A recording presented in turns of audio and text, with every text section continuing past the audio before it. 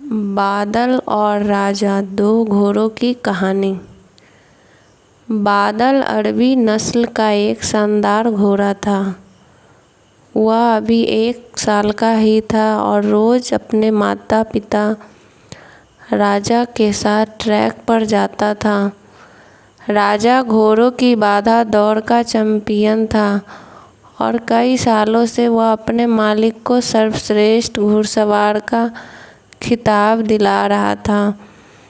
बादल भी राजा की तरह बनना चाहता था, लेकिन इतनी ऊंची ऊंची और कठिन बाधाओं को देखकर उसका मन छोटा हो जाता और वह सोचने लगता कि वह कभी अपने पिता की तरह नहीं बन पाएगा।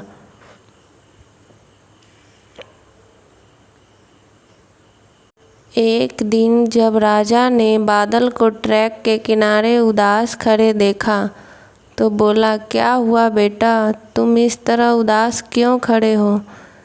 कुछ नहीं पिताजी, आज मैंने आपकी तरह उस पहली बाधा को कूदने का प्रयास किया, लेकिन मैं मुंह के बल गिर पड़ा। मैं कभी आपकी तरह काबिल नहीं बन पाऊंगा। राजा बादल की बात समझ गया। अगले दिन सुबह सुबह वह बादल को लेकर ट्रैक पर आया और एक लकड़ी के लठ की तरफ इशारा करते हुए बोला, चलो बादल, जरा उसे लठ के ऊपर से कूद कर तो दिखाओ।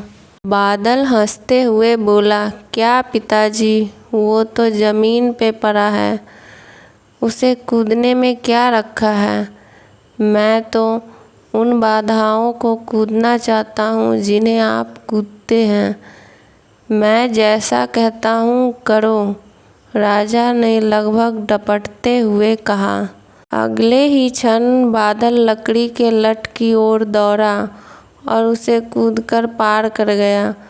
शाबाश, यह ऐसे ही बार बार कूद कर दिखाओ। राजा उसका उत्साह बढ़ाता रहा। अगले दिन बादल उत्साहित था कि शायद आज उसे बड़ी बाधाओं को कूदने का मौका मिले।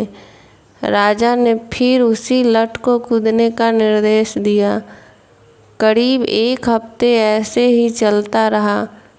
फिर उसके बाद राजा ने बादल से थोड़े और बड़े लठ कूदने की प्रैक्टिस कराई। इस तरह हर हफ्ते थोड़ा थोड़ा करके बादल के कूदने की क्षमता बढ़ती गई और एक दिन वो भी आ गया राजा के ट्रैक पे और उस ट्रैक पर ले गया। महीनों बाद राजा आज एक बार फिर बादल उसी बाधा के सामने खड़ा था जिस पर पिछली बार वह मुंह के बल गिर पड़ा था। बादल ने दौड़ना शुरू किया। उसके टापों की आवाज़ साफ सुनी जा सकती थी। 1 2 3 जंप और बादल बाधा के उस पार था। आज बादल की खुशी का ठिकाना न था। आज उसे अंदर से विश्वास हो गया कि एक दिन वो भी अपने पिता की तरह चैंपियन घोड़ा बन सकता है और इस विश्वास के बलबूते आगे चलकर बादल भी एक चैंपियन घोड़ा बना। दोस्तों, बहुत से लोग सिर्फ इसलिए गोल अचीव नहीं कर पाते क्योंकि वो एक बड़े चैलेंज या ऑब्स्टेकल को छोटे छोटे चैलेंज में डिवाइड नहीं कर पाते।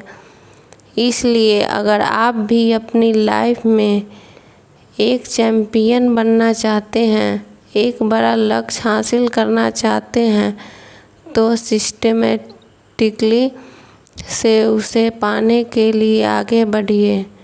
पहले छोटी छोटी बाधाओं को पार करिए और अल्टीमेटली उस बड़े गोल को अचीव कर अपना जीवन सफल बनाइए।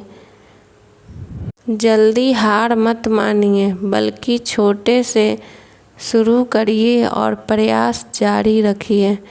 इस तरह आप उस लक्ष्य को भी प्राप्त कर पाएंगे जो आज असंभव लगता है।